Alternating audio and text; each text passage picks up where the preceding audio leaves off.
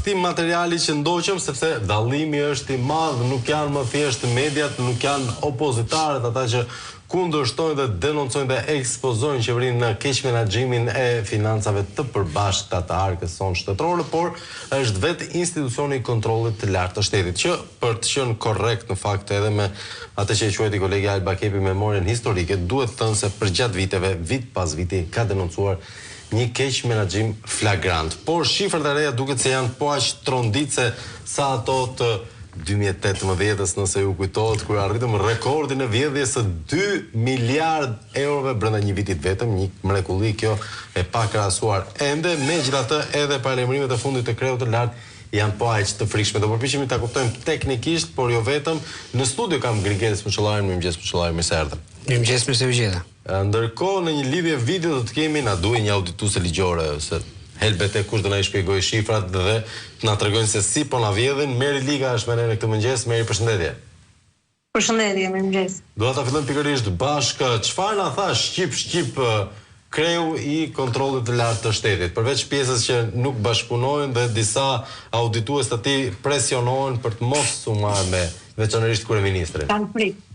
Po, kanë frikë. Edhe lënë dhe punë në mbarit. Po, ka thënë shumë gjëra, tha. Ka thënë që e para një ka hapje projekte të cilat nuk zbatojnë rregullin 20-30-30, që duhet të jetë 20% të pagesës në fillim, pastaj 30 dhe pastaj 30 në fund.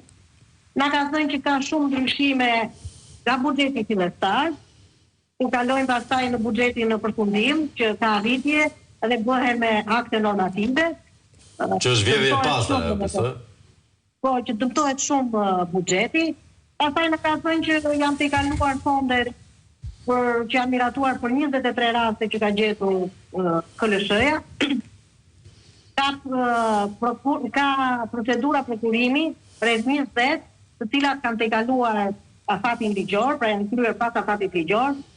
Ka 19 kontrata që janë pa fonde të mjaftueshme.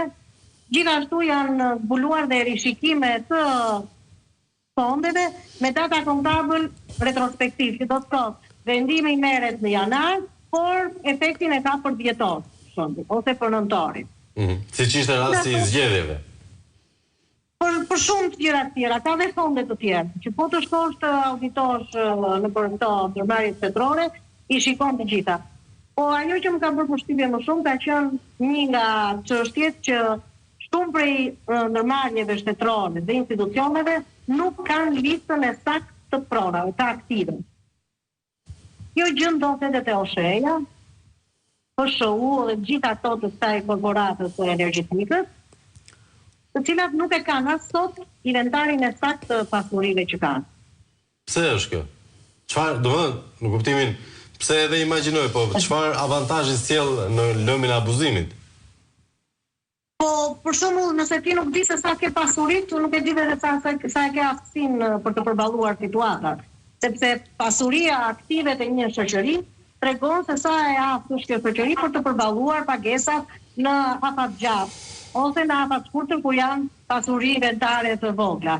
Por kur janë pasuri të mëdha, siç janë ato të OSHE-s, janë se si mund ta përballojë kjo situatë në procedura afat gjatë, të cilat këto nuk i kanë. Dhe këto mund të shikoni edhe në auditimet e këtyre ndërmarrjeve shtetërore, të cilat e kanë të përshkruar dhe kur transferohen, se e kanë ndoruar kaq shpesh emrat, nga njerë ka qenë OSHE, pastaj u bën ÇEZ, u bë PSHU, i ndorojnë emrat shumë shpesh dhe në fund këto nuk arrin dot të transferojnë nga njëra ndërmarrje tek tjetra që ka bërë emri tjetër të transferojnë aktivet, pasurinë.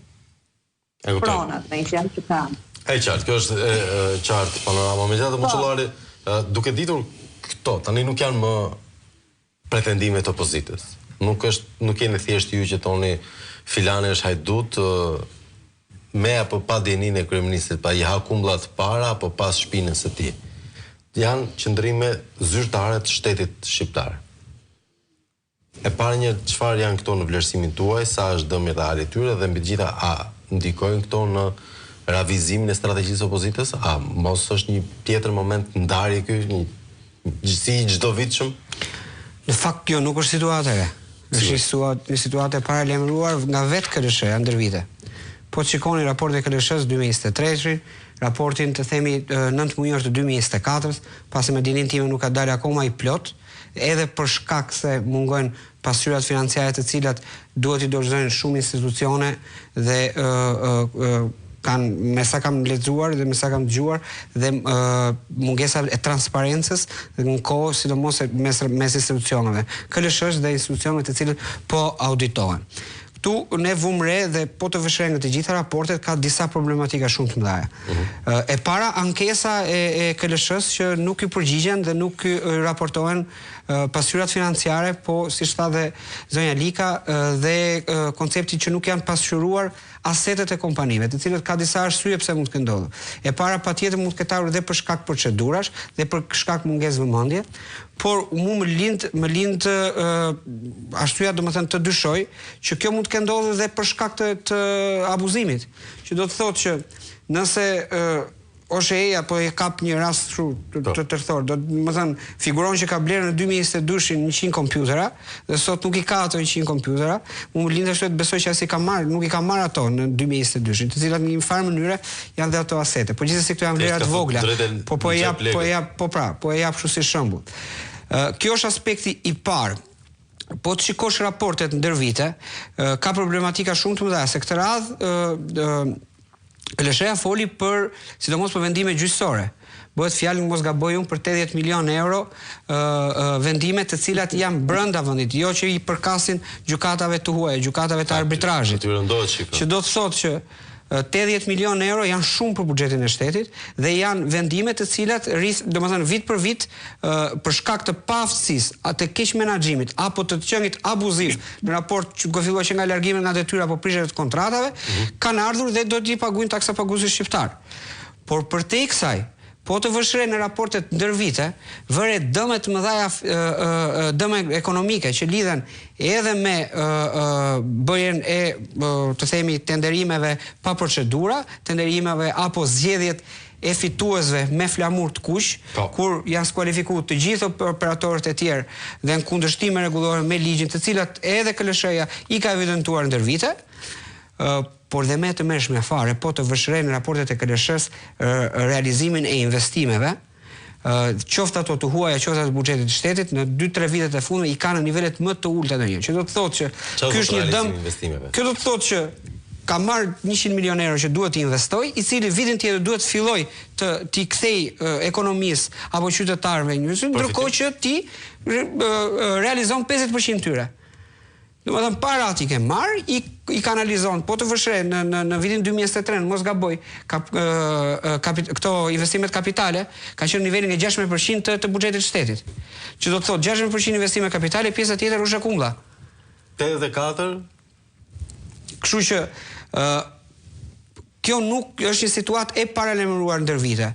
Nuk mbase nuk është marrë aq shumë, qoftë opinioni publik, qoftë mediat, nuk ka reflektuar në asnjë moment qeveria, se unë e kuptoj që një moment caktuar ke vështirësitë tua në qeverisje, në gjithçka, dhe ti ke nevojë të reflektosh, ndërkohë që më shqetësuesja fare është që pavarësisht të raporteve të një institucioni shtetëror, të miratuar në Kushtetutën e Republikës së Shqipërisë, për t'i bërë auditin, për të luajtur rolin e saj kushtetues ndaj shtetit, qeveria s'do t'ia di fare.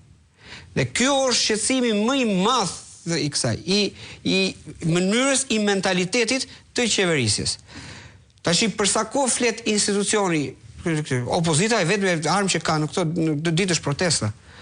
Nuk ka më asnjë armë tjetër, sepse në parlament fjala hiqet, kur kërkon interpelancë nuk jepet mundësi, kur kërkon komisione hetimore prap me fuqinë e kartove nuk miratohen, ndërkohë kur do të flasin përjashtohen me lloj alternativa, atë çfarë i kanë ngelur dorë në këto momente, si armë politike, si akt politik, janë protestat. Dhe të gjitha këto shifrat, të cilat po na flasin gjithmonë më hapur për një krizë shumë të shpejtë të Shqipërisë, për abuzimet janë qindra milion euro në vit. Janë para të cilat mund të shkonin në ekonomi, janë para të cilat mund të shkonin tek pensionet, që me gjithmonë se ku do gjejmë parat, ja, po ku janë parat. KLSH-ja ti ka evidentuar. Dhe kemi parasysh diçka. KLSH-ja, Flavio, nuk kontrollon gjithë shtetin çdo vit. Domethënë, ajo ka një kapacitet të caktuar që në mënyrë random apo në mënyrë ku ka ankesa. Që do të thotë që ajo mund të kontrollojë në tërësinë e shtetit, humbi dëmi ekonomik është shumë më i madh se sa evidentimi i KLSH-s. Meri, nëse është kjo fryma, dhe ne kemi buxhetin vjetor 8.8 miliard, nëse nuk gaboj, ose 9, kaq do të jetë sherri në parlament nëse do ketë sherr për buxhetin e 2026-s. Me kaq sa thot KLSH-ja, në përqindje nga kjo 9-ta, sa shkojnë te shqiptarët dhe sa humbasin rastësisht, sa vidhen, domethënë shkurt. Në një vlerësim tëndin trash. Pyetje vështirë se nuk kemi ndonjë vlerë të vjedhjes, por unë mendoj që më pak se 50% shkon tek shqiptar. Unë do t'ju them vetëm një si gjysmë për gjysmë. Po, unë mendoj që është kështu. Ndoshta e kam gabim, por kështu mendoj. Pra 4 miliardë e gjysmë euro për një vit vidhen, pjesa tjetër bëjnë këto rroga, investime, punime. Se e mendoj këtë, sepse ky raporti i KLSH na ka dhënë edhe 3 momente të cilat ajo i trajton si shkelje. Që kush janë këto? Janë kontrata që janë zhvilluar pa fonde të mjaftueshme. Pra, është bërë kontrata ndërkohë që nuk kanë pas fondit. Këto fonde janë marrë atje ku është planifikuar për diçka tjetër. Për shëndetësinë, për shembull, që e përmend KLSH-ja dhe shëndetësinë. Po. Kemi prokurime pas afatit ligjor. Edhe kjo është shkelje. Ka kapur 20 raste. Do, pse bëhet jashtë afatit ligjor? Sepse bëhen disa kalkulime të atyre esnafëve për të arritur në vlerat që duan. Se i kalim të fondeve të miratuara. Pra, nëse në fillim ti shikon shëndetësinë, arsimin me një fond të përcaktuar në buxhet, më mbrapa ti shikon që ky fond nuk është më ai, por me akte normative është cunguar dhe i kanë kaluar fondeve të tjera, për cilat janë për tendera. Do të theksoj dhe një fakt tjetër që ka vënë në duke KLSH-ja, që borxhi publik është në vlerat e 64.6%, i cili quhet në kufi të riskut fiskal. Dhe detyrimet që i theksuat pak edhe në duke tek ai inserti që vendosët, prapambetura, detyrimet e prapambetura që ishin 7.32 miliard, është në vlera të larta në krahasim me të ardhurat që ka shteti. Pastaj kemi të ardhurat doganore që nuk janë realizuar dhe të ardhurat nga grantet që nuk janë realizuar. Këto janë dhe realizimin e shpenzimeve kapitale që janë më pak se 85%. Të kthehemi te borxhi tani. Është ulur euro, jo nga zhvillimi ekonomik, por në mënyrë që qeveria të arrinte të ulte borxhin. U tuk sikur kjo ndikoi në fillim, por në çfarë shikojmë në 2024 rezultati na ka dhënë që prap borxhi është shumë i lartë, që është tek gati te 65%. Kështu që dhe efekti i euros, i cili ka dëmtuar shumë eksportuesit, nuk është se ka dhënë efekt në ekonomi apo në uljen e borxhit. Tani, po të kemi parasysh tek raporti, KLSH-ja thekson edhe diçka tjetër për shëndetësinë, që është shumë e rëndësishme, që nuk ka fondet nuk kalojnë atje ku duhet, ka shpesh për shembull inventarizime të pasakta në depo, tek ilaçet, aty ku dëmtohet më shumë shëndeti jon, është nuk ka furnizime me barna, sipas rregullit. Këtë e dim nga pacientët, s'kemi nevojë të na thotë KLSH-ja. Po. Por ama edhe ka KLSH-ja prap e ka hasur si shkelje. Tani KLSH-ja ka bërë 13 kallëzime me sa kam lexuar unë. Kjo do ishte pyetja e radhës në fakt. Çfarë ndodh me këto gjetjet të kontrollit të lartë të shtetit? Çfarë vlere kanë këto? Përveç se material për emision. Po, kur KLSH-ja audituesi gjykon që ka shkelje, bën kallëzimin në prokurori të Tiranës ose në SPAK, por përgjithësi duhet bëhen në SPAK në bazë të vlerës. Por ka raste kur ajo vren një shkelje e cila mund të mos përbëj një efekt, për shembull kontrata pa fonde të mjaftueshme, mund të mos e përbëj një shkelje për kallëzim penal, varet se si e gjykon audituesi. Por mendoj që antenat për SPAK-un dhe për prokurorin duhet të ndizen nga çdo raport KLSH-ja. Dhe nuk është e nevojshme që KLSH-ja të shkojë patjetër në dyert e prokurorive dhe të SPAK-ut për të njoftuar, për të bërë kallëzime, ndërkohë që vetë prokuroria, vetë SPAK-u duhet të marrë indicje që nëse është një kontratë për shembull pa fonde të mjaftueshme, apo nëse është bërë një prekje fondi më mbrapa, apo procedura tenderimi të cilat janë ndryshuar, atëherë kjo, edhe pse mund të mos jetë shkelje në bazë të ndonjë argumentimi që mund të ketë me shkresa, SPAK-u mund ta gjurmojë akoma më thellë për të arritur në një konkluzion. Atëherë, në këtë kontekst, apo jo? Në këtë kontekst, Moçollari, më vjen pak era propagandë.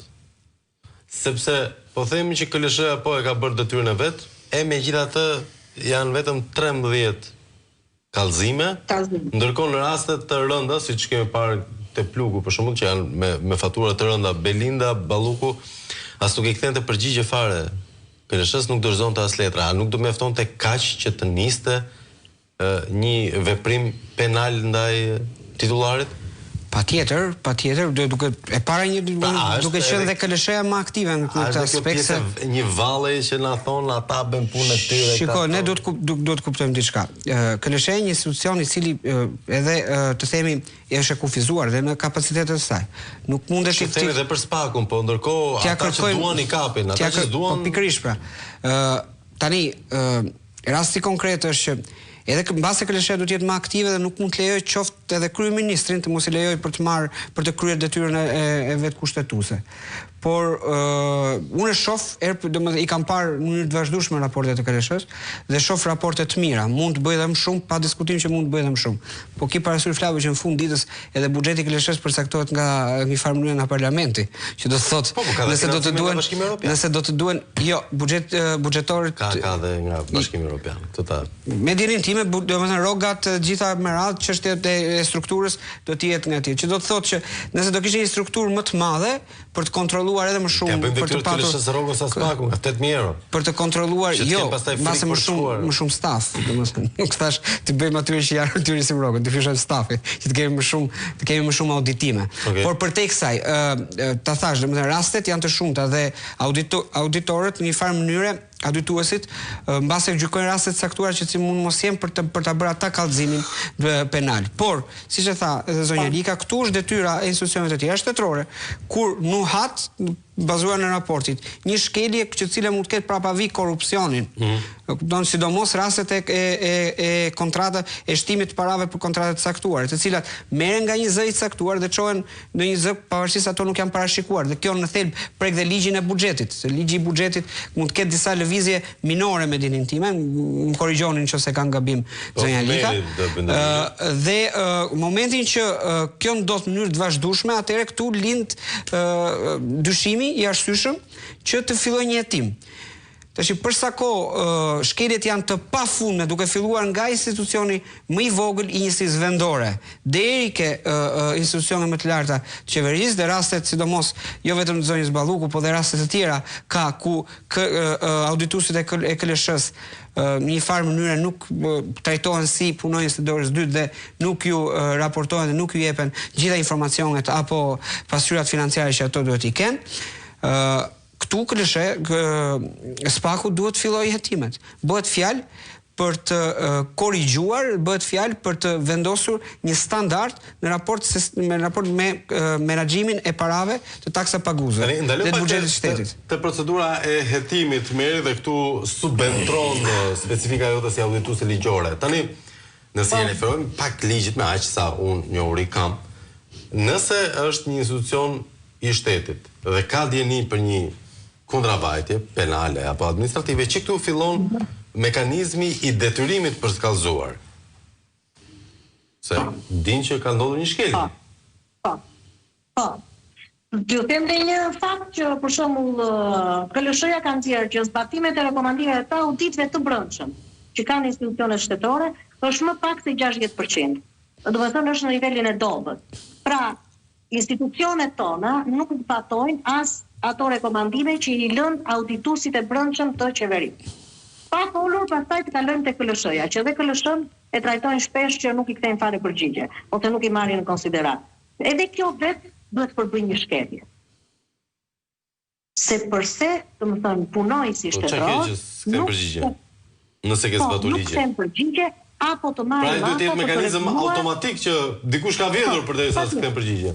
Po, patjetër. Po për shembull, nëse KLSH-ja nuk e shikon këtë që është për kallëzim penal, atë që thashë më përpara janë institucionet e tjera të cilat duhet të ndihen sinjalet që pritse Domethënë këtu institucioni nuk po funksionon. Domethënë punojësit, specialistët nuk kthejnë përgjigje vetëm për KLSH. Kështu që dhe për auditin e tyre të brendshëm. Mos ndoshta kjo ka nevojë për një rishikim politik. Pra, Moçollari, çfarë kuptimi ka të jetë në këtë gjendje KLSH-ja, që e di dhe e sheh me sy çdo lloj shkelje, që na ikën gjysma e buxhetit e pastër vetëm vjedhje, dhe ata edhe mund mos bëjnë ndonjë kallëzim, po ndërkohë nuk kanë asnjë mekanizëm tjetër. A mos ndoshta do të ishte më eficiente që institucioni mos të ishte avokati i popullit si një qok në opozitës, po të ishte kontrolli i lartë i shtetit palës kundërshtare gjithmonë? Shiko, pra do një rishikim servisor? Në opinionin tim, KLSH-ja nuk është institucion që duhet ta mas suksesin e saj në raport me sa kallëzime ka bërë. Me sa lek ka kthyer në buxhet? Jo, KLSH-ja bën raporte dhe thot, këtu janë problemet. Në një qeveri normale, është merr këtë raport në KLSH-s, janë këtu problemet të ai dhe qeverisë i intereson që të korrigjojë problemet. Domethënë auditimi si koncept. E marrim një rast kështu. Ma lejo një kundërargument e kjo. KLSH-ja bën audit në Bashkinë e Shkodrës. I thot kryetarit bashkisë Bars Pajia aso kohë. Do ma heqësh nga puna këtë djalin që është e usjellës kanalizime.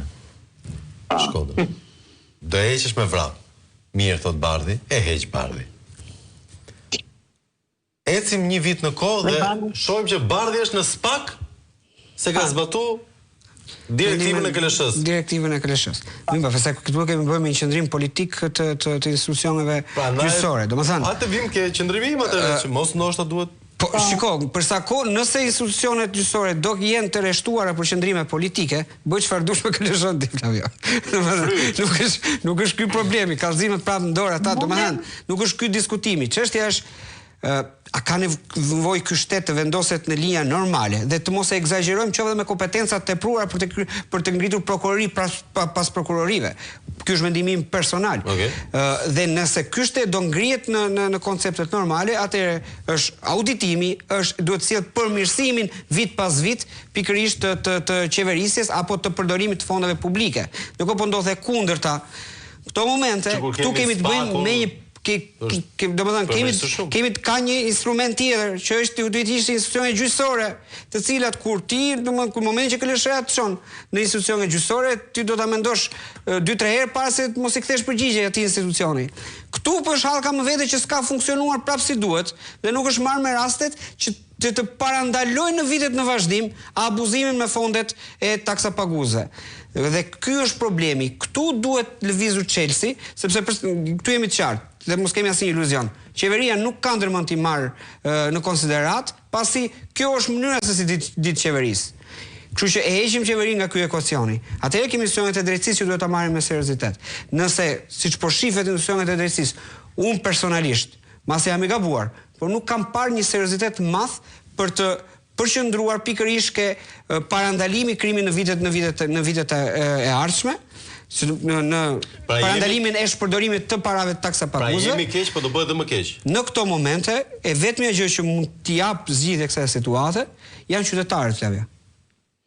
Dhe mund të duket klishe, por nuk kemi është vetmja zgjidhje. Dhe një zgjidhje kanë në tilla raste, që janë protestat. Me dhunë apo pa dhunë? Sido që t'jetë si e mendojnë qytetarët, Flavia. Liga? Doja të shtoja diçka. Se datë rastin e zotit Bars Tahir. Në raportet e kontrollit të lartë të shtetit që janë kryer për spitalet dhe koncesionet e shëndetësisë, sterilizimit dhe të check-upit, në shumë prej tyre KLSH-ja ka dhënë orientime për shkarkime dhe pushime nga puna. Këto gjëra nuk kanë ndodhur dhe ata që nuk i kanë zbatuar sot nuk janë në SPAK. Edhe pse këto dy koncesione kanë dalë janë koncesione korruptive. Domethënë të gjithë ata që e kanë ndihmuar vendosjen dhe kryerjen e këtij korrupsioni në të dy koncesionet, dhe pse KLSH-ja ka dhënë orientim, ka dhënë sugjerim, ka dhënë rekomandim që të shkarkohen puna, të pushohen, ata nuk janë pushuar dhe vazhdojnë të jenë edhe sot Dhe në fakt spaku nuk i ka thirrur që pse nuk janë pushuar personat që kanë qenë përgjegjës për kryerjen e këtyre shkeljeve. Ja ty jap një kryevepër tjetër për shembull, për ta mbyllur me këtë, me që është një temë që ti e ke për zemër, siç është AKU-ja. Sigur. Kam nga një burim i imit, që do ta falenderoj, auditimin e KLSH-s për vitin 2019 për AKU. Po t'ja vetëm një nga përfundimet, një nga gjetjet brillante të këtij auditimi. Sipas audituesve të kontrollit të lartë të shtetit, Komisioni i faljes së gjobave në drejtorinë e përgjithshme të AKU-s, pra në qendër, ka falur gjobat e gjithë atyre që helmojnë dhe vrasin shqiptarët në kundërshtim me ligjin. Ja ka falur gjithë. Gjithë ato lajme që shihni ju që u gjobit filane, bllokun produktet dhe ka marrë kaq aq gjob, të gjitha janë falur. Mbledhen fund vitit dhe i falin të gjitha. Të gjitha. Dhe KLSH-ja ka lënë rekomandim për largim nga puna të gjithë komisionit faljes gjobave, se nuk kanë komision për vlerësimin e gjobave, kanë komision për faljen e gjobave. Që këtu është nuanca shumë e bukur. Në 2025-ën, të gjithë këta njerëz vazhdojnë punë të pashqetësuar, asnjë ditë që nga 2019-a. Dhe dim se çfarë punë bëjnë jashtë orarit punës. Dhe Komisioni i Shqyrtimit të Ankesave Administrative nuk ka përmbushur detyrimin ligjor për marrjen në shqyrtim të takimeve dhe për nxjerrjen e vendimeve përfundimtare në secilin rast. Ka shkelur këtë nen atë ligj dhe atë nenin 51 e të tjerë. Mund t'ju jap sa të du. Mos veprimet e Komisionit për marrjen në shqyrtim të ankesave brenda fateve ligjore është në kundërshtim me nenin 51, ankim kundër vendimit përfundimtar të inspektimit, ku parashikohet ankimi administrativ kundër vendimit. Jemi mirë. Madje mund të them edhe diçka, meqense edhe ju e thatë që domethënë tema, në fakt tema është siguria ushqimore, me qef AKU-n se kanë fare. Po sigurisht ushqimore patjetër. Po AKU është subjekti patjetër. Po të vëshërit, në të gjitha auditimet që ka bërë KLSH-ja në 10 vitet e fundit ky institucion, deri në një konkluzion të vetëm, që ky institucion s'duhet të ekzistojë, në mënyrën se si funksionon. Dhe këtë unë e kam ndjekur me kujdes dhe i kam parë gati të gjitha raportet, por shkelja që rendin ndër vitet është që ky nuk është institucion, nuk kryen funksionin fare të institucionit. Është një band që përdorin gjobën si mjet presioni për të marrë lekë të korrupsionit. Po që të lenë ta çosh në arkën e shtetit. Që më pas, domethënë ajo falje e gjobës. Sa kushton ajo? Ajo falje e gjobës ka element korrupsioni nga pas, që të kuptojmë. Qartë për publikun, nuk të falet gjoba se e çuni mirë. Që po thosh se u vu gabimisht, se kish drejt, se pasi doli analiza aty ato falet. Kështu që si thoshin ca polic dikur. Po nëse nuk po citojmë atë batutën, që do thotë jemi të qartë për sigurinë tonë ushqimore dhe për lekët se ku ikin. Por kjo është edhe një xhiro tjetër parash. Liga, faleminderit për kohën, nuk e dini se ke një koment fundit me sekonda. Faleminderit ju. Jo, kisha për këtë të AKU-s. AKU-ja duhet të ekzistojë, por duhet të punojë. Jo, nuk duhet të ekzistojë, sepse duhet ta kemi një institucion që kontrollon. Do herë këto PD-s bëjnë gafa peshkorin nga deklaratat e Ramës. Jo, sash duhet të ekzistojë. Nuk duhet të ekzistojë në mënyrën si funksionon. Po. Është domethënë duhet të funksionojë ndryshe. Band thot Moçollari. Dakord, faleminderit Moçollari, faleminderit Lika. Tani regjema konfirmon se do vëmë me publicitet apo do të shkojmë drejt në Rinas, kështu me avion rakete. Është çik vendi frikshëm, mos kujdes ku shkon Rinas tash, ja? Kujdes ku shkon gjithandaj. Të duron nga Kuksi ose nga Vlora.